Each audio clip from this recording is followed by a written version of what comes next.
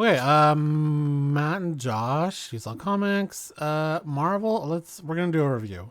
Kind of review. Oh, Spoiler review. Okay, let's just hit spoilers first. oh my god. So we're gonna do the Marvels, and then we'll do Loki season 2. We'll probably mostly talk about the end of season 2, but yeah, so first, I saw the Marvels on Thursday. You saw the Marvels on Saturday. Saturday. Was there anyone in the theater? Yeah. Oh, was there? Oh, good. Was there I would more say than it just was you and your partner? less than half. Well, how big was the theater? Like 20 seats? It was pretty big. Oh, okay. Um, so the Marvels officially set for lowest domestic opening in the MCU history. Yeah. Higher, further, faster, flatter. The writing on the wall after dismal early projections. Second pre-sales and after It's opening pretty on good. theaters on Friday, the Marvels looks set for the lowest domestic debut in Marvel cinematic history. Took in 21.5 million on Friday. The Nia DaCosta directed Captain Marvel sequel is headed for a domestic opening between 47 and 52. I think that ended up being 65, I want to say. I thought it was 48 and a half or something. Oh, maybe domestically. Mm. The numbers. Okay, well, that is not. No. Paw Patrol, what is this? Okay, so it's sitting at. Oh, so domestic was 48 million, international was 62. Wow, I was so close. So combined weekend was 111 million. I Yeah. mean, not terrible. It made $100 million. The problem with the budget being 274, it's got a long way to go. Um, Yeah. They said so that it has to make like just over 4 to break even. yeah, I don't know how that's happening. Yeah, like So the Marvel sits at 61%, I'm curious to what it is now, yeah, after the weekend and everything. 62% critics. Oh, stupid ads. 84% audience. I could see that. Okay, so when I went to see it Okay. Thursday night, Yeah. it was 5:30 show. It was 5:30. Okay. Yeah, it was 5:30 show. It was my wife and my mother-in-law and I and two other people. Fun. Yeah.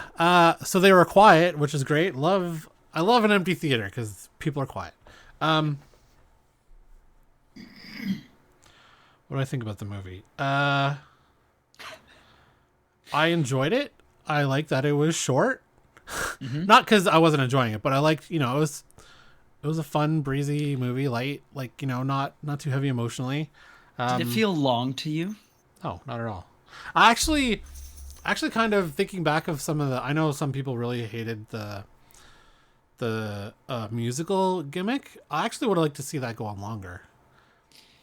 Do you know that was originally planned to be apparently Yeah, like like the 10 or first 15 minutes or something. yeah, Yeah. Yeah. longer than that. I would have been fine with that. I enjoyed that it had turned into this other, like, I like the idea of like, oh, their language is music, so this is how we talk. I don't know. I would have been fine with that. I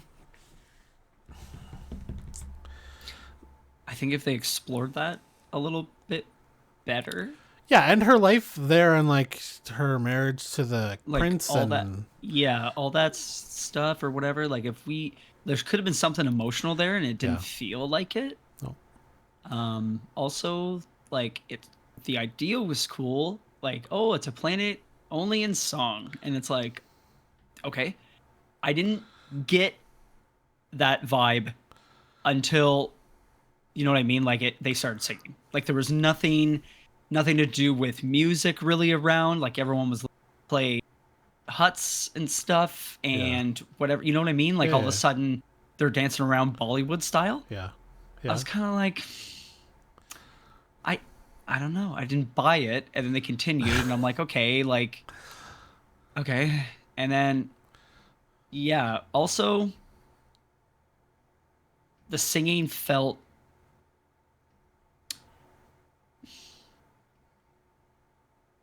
disingenuine. I would say. Genuous. Disingenuous. Innuenduous. Yeah, I don't know. I didn't really. I didn't love it. I think it felt like that because it didn't go on long enough. Yeah. I would agree. It was hard buying it, and as soon as you got to the prince and after the dance sequence, no one ever sang again because it was just the prince talking with Bree, or with Captain Marvel, and no one else said anything. So they didn't, because he spoke a second language of just regular English. You didn't have to bring that back, and that kind of that made it worse. So I would have liked to have seen. I really liked the idea of the song. It just wasn't implemented as well as it could have been. Agreed. I thought the bilingual joke was quite funny. Yeah. Oh, there are moments in this film that are really funny. I would also agree with you that there was a fair amount of times where I was like kind of laughing out loud, and it was, I felt it. But there was a lot of times as well where I was kind of like, oh man, like the writing again in this movie is just a couple of times. I was like, I don't know. Is that mostly in relation to the villain? Yeah, like it's a solid chunk. It's a solid chunk of it. Like they had so much to explore between Captain Marvel and I don't even think they landed on a name. Darban? No, for her niece, technically. Oh, Professor Marvel. Yeah, Professor Marvel, which I thought was really funny. I always was under the assumption that her character was also named Spectre in the comics, but apparently it's not. No. It's mostly Photon and something else. Yes. And I really was, I know. I get, but there's the Spectre, who's the green guy. Okay. But Maria Rambeau was binary. Binary, that's right. Is that who we saw at the end? Yes. Right. Okay. She's binary. 'Cause she had both dangle dingles. Dangle dingles. The dangles. Yes, and Monica is at least Photon in the current Marvel iteration of her comic book. Right. Okay. Yeah. Okay.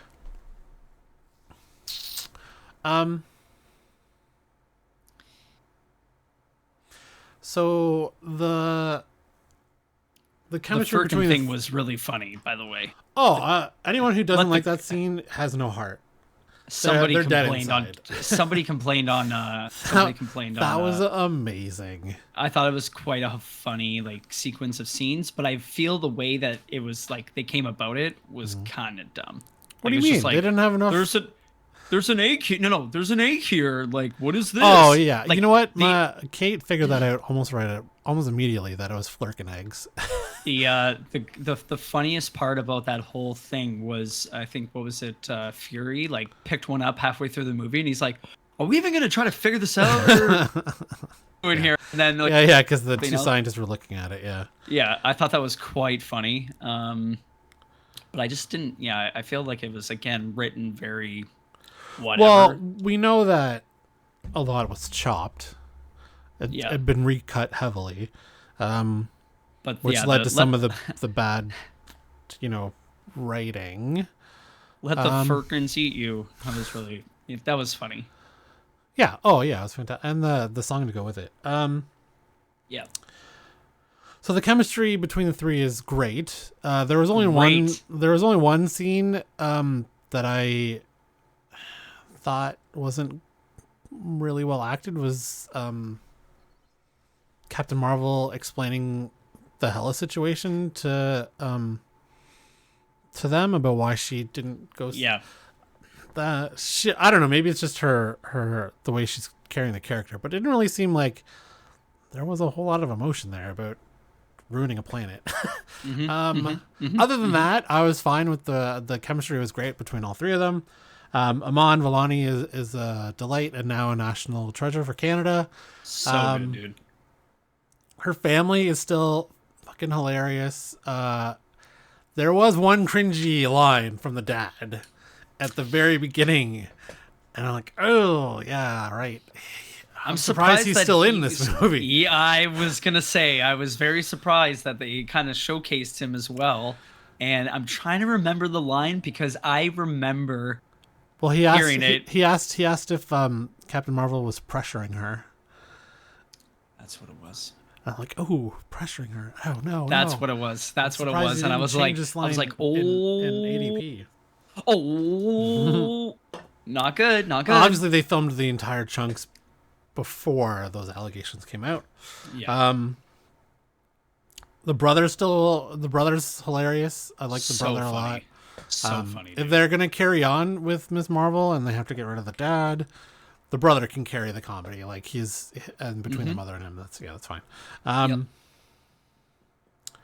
I liked Nick Fury in it. A little less serious than the last time we saw him in Secret Invasion. Mm-hmm. The villain I could take or leave. It's kind of like a typical Marvel. We're not really putting a whole lot into this villain. Yeah, I didn't. Yeah. I feel like the plot hole of her destroying Hala, the way she fixes it in the end is like, oh, I could have just made a call and Monica could just told me I could do it by myself and fix the entire planet. Could have been like one phone call and this villain is not going around to all the planets that sucking the atmosphere out and resources. Yeah. But such it is as it is, you need a plot device to get to somewhere. Yeah, I don't know. It was fun. It's not great. I enjoyed it more than Ant-Man. I definitely enjoyed it more than Ant-Man. I feel like there was a lot of times where I was watching it and I was like, this looks cool. Yep. I'm like, this is all right or whatever.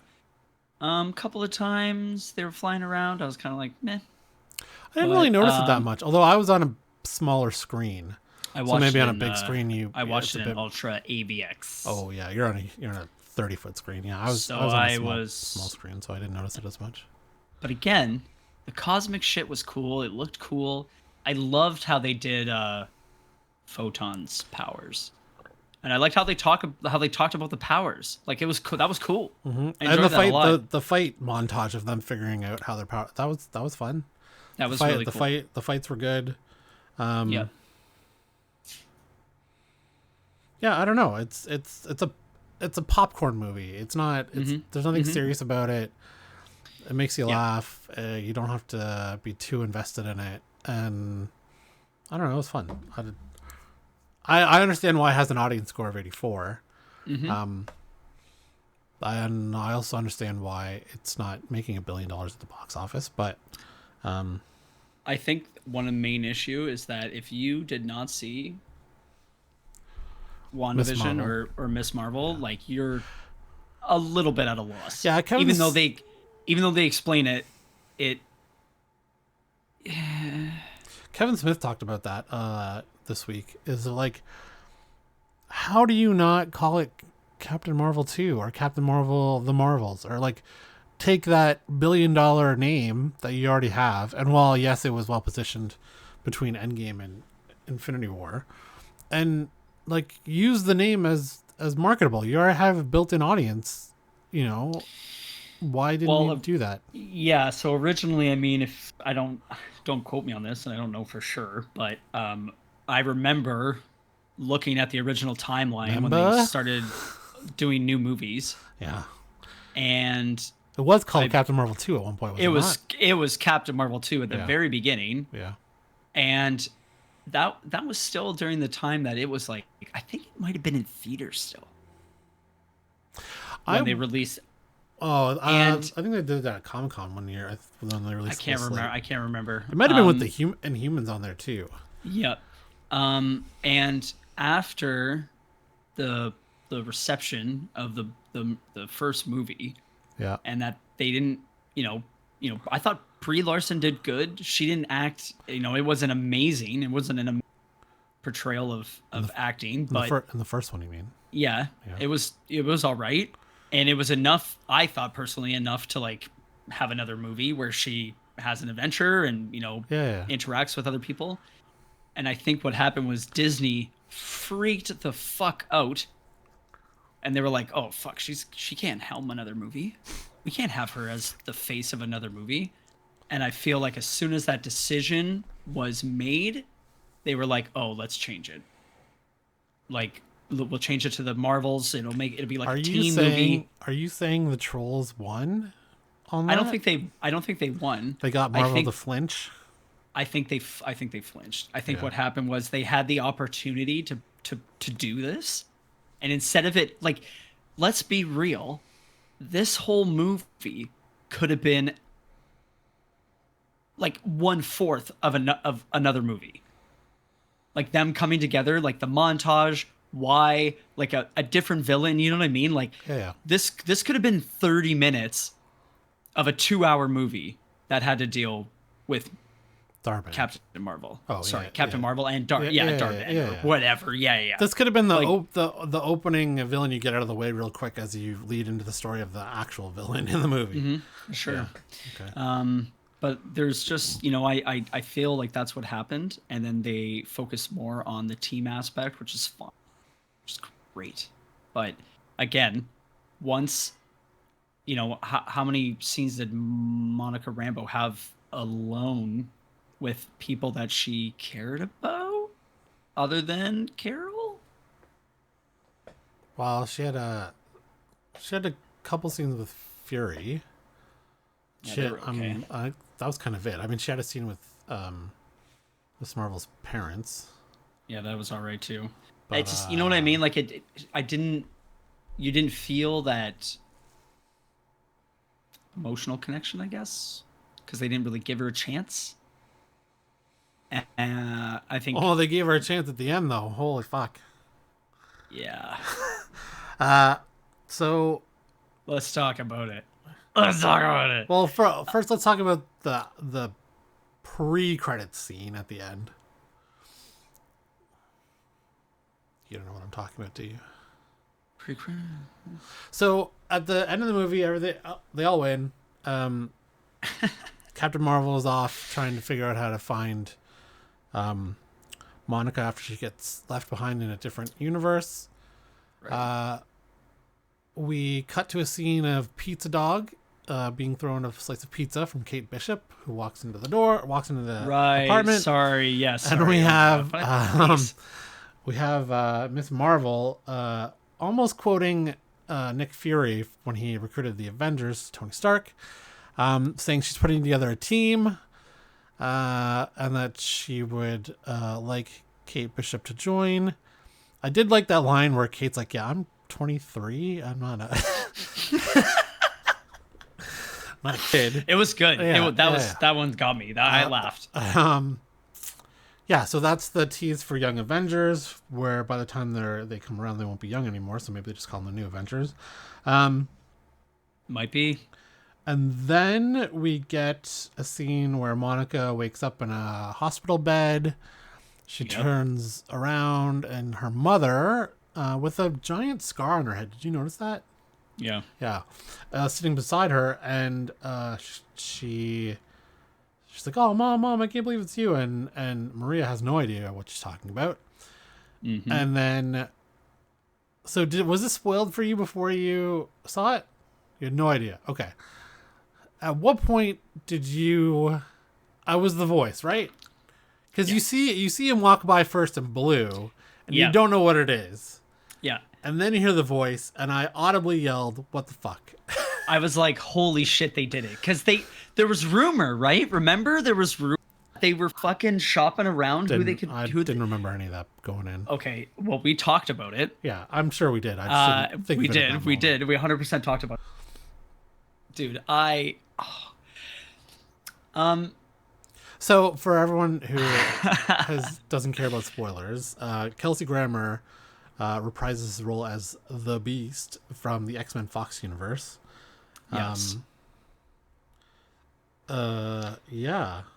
Did he come back at all for any of the X-Men? Days of Future new, Past? Yeah, any of the new. I No, can't it was remember. Nicholas Hoult.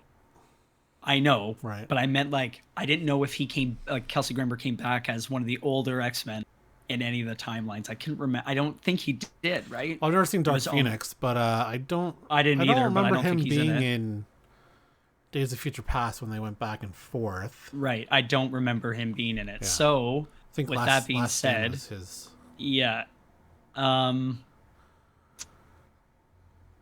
Pretty crazy. I was very surprised. I was definitely surprised. Yeah.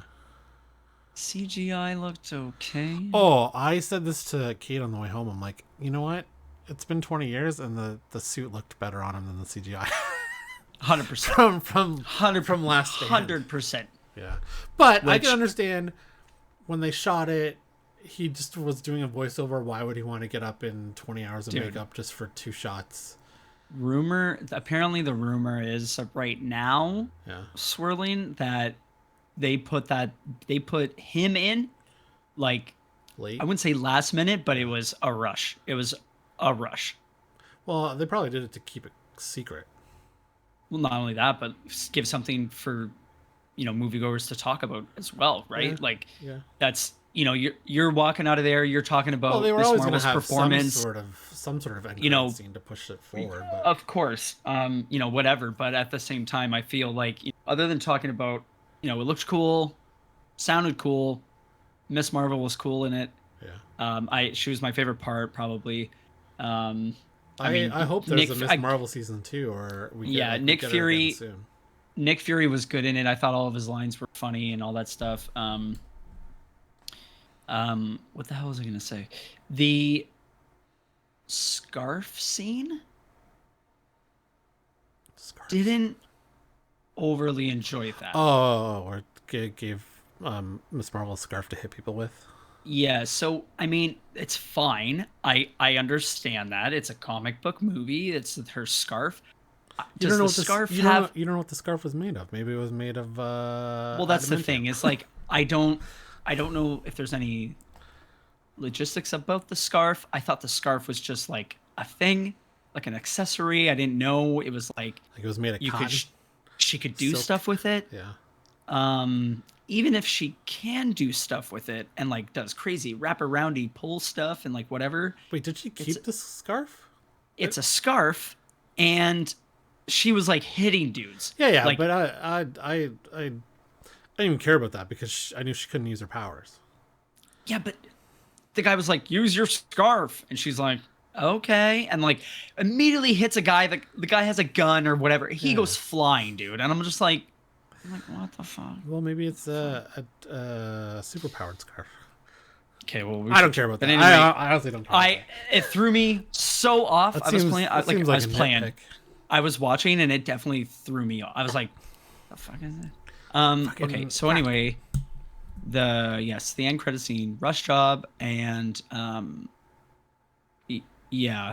So, I wonder if they would have changed it, knowing that if they had known that Deadpool 3 was going to be the next movie for an entire year.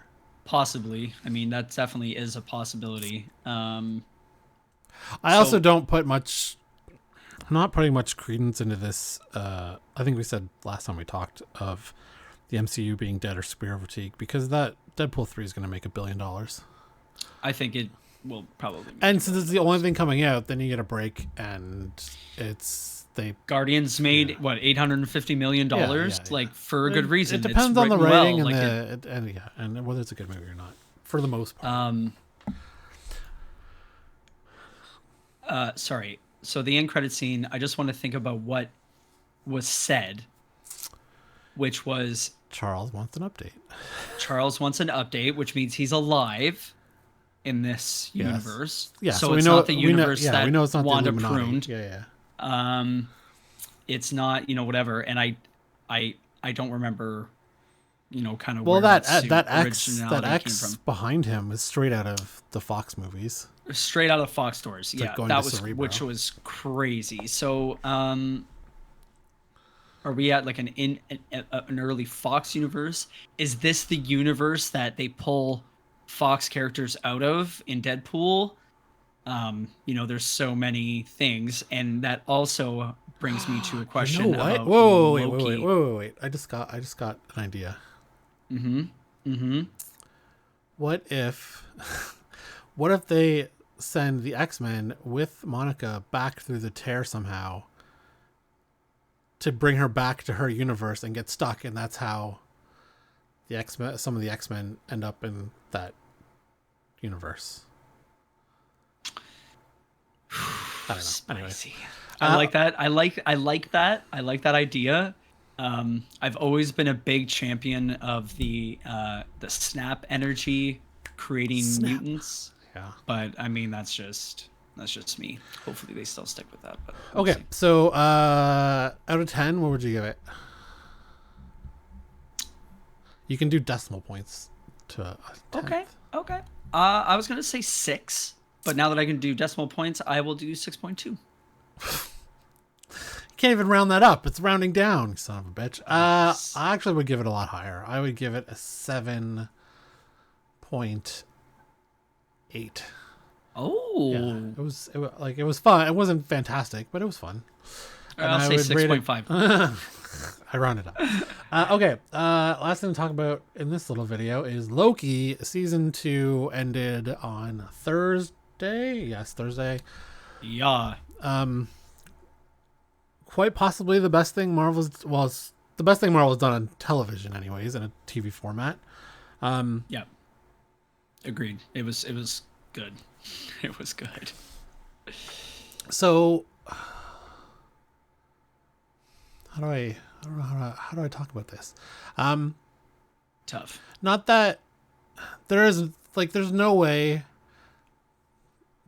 Not for a second do I believe that Marvel had this Loki arc in mind since when they started with Loki and Thor. But it's kind of like if Tom Hiddleston's done as Loki, it's kind of like the perfect character arc.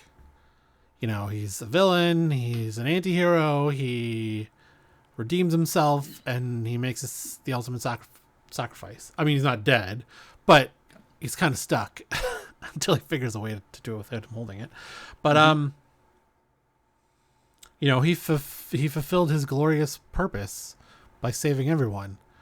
Where, you know, at the beginning of his arc, he was a selfish little son of a bitch who wanted power, and at the end, he realizes it's not about that. And whether they had that idea at the beginning or the middle or towards the end of writing, you know, maybe they had that idea in mind of Loki season 1. Yeah, kind of perfect. It was very good. I'm so happy they gave us big horns. Yeah. The man. crown, amazing. And it wasn't I'm actually glad it wasn't the golden ones. It was more of like a. It was the more same of a Viking kind of. Yeah, style but it was also the same texture / material apparently that He Who Remains was using as his little time dealy. Oh, if yeah. You didn't notice. No, I didn't notice. It's very, very similar. It's like almost the exact same. So there's, you know, not rumor, but there's speculation that, you know, he has the ability to do other things possibly because of like the material on the horns. Like, there was one theory that even though he's there, project himself into like the universe wherever he wants. Yeah. And still do stuff. Yeah, like he can do like astral plane projection into different. Yeah. So there'll be lots. I don't know. There'll be lots of possibility, but I also agree. I feel like there should be good like either end or whatever to his whole, you know, I guess Loki arc. Obviously, I feel the possibility of him coming back in a sequence or a scene or chunk of a movie. Sure. I definitely could see that being the case. Well, we also know that there are any number of Loki variants now. You could just go with Sylvie for now. I'm not sure. I like her as a character, but I don't like her. You know what I mean? Like, I think she's a good character to have in the MCU, but I don't like her character. I don't think she's supposed to be likable. Yeah, that's also true. But we also have different, and Mark Bernardin pointed this out on Time and Beyond, is that we have different Loki variants who don't look like Tom Hiddleston. Why can't we have different Kang variants that don't look like Kang? Like Jonathan Majors. Right. So they've already set that precedent. And while at the end of Loki, you could now say Kang is done. We don't have like Loki defeated Kang. He's now the god. He's now the god of stories. He controls the multiverse, and Kang is no longer a threat. Or you could, if you want to, still continue with the Kang storyline somehow. It's a different Kang, or somehow He Who Remains made it out alive. You never know. Mm-hmm. But if they decide not to continue with Kang, I'm totally fine with this ending. Yeah. I really would like to see Key come back in a different role, or like be involved in the MCU even more. He was delightful as Obi. I don't know that Owen Wilson Mobius has to come back. I think his kind of story arc's done too. Yep. Same with He did B-15. really well. Yep. I really would like to see Renslayer murdered. She was a good villain because I hated her. Yeah, she was a She was good. bitch. She was good. Yeah, But she's really well, I guess we know that Aloth. We just kind of got at the end of her, like Aloth ate her soul. But I mean, maybe, but I guess there's rumor that was actually in the future, and that she was being approached by a very Kang variant. Oh. Yeah. Okay. See what you're putting down. Yeah, so pretty good season.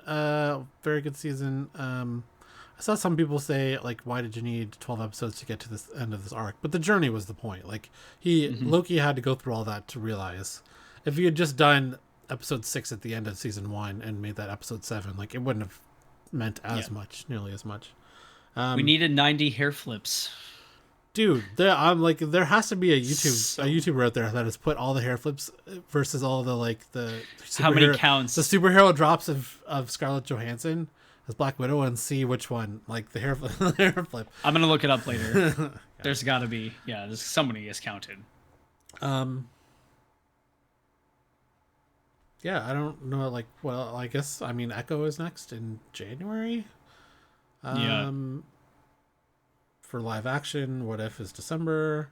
And then I guess Agatha, but I don't. It's gonna be hard for them to top Loki season 2, for sure. Yeah, that finale was amazing. I felt like it was, just short of amazing. It was very, very, very good. The what they finished with was the cream of the crop. I really don't have any real quibbles with the entire season. Like, I thoroughly enjoyed it. Even like the 1883 when they were back in time to find Victor Timely. I liked that episode a lot.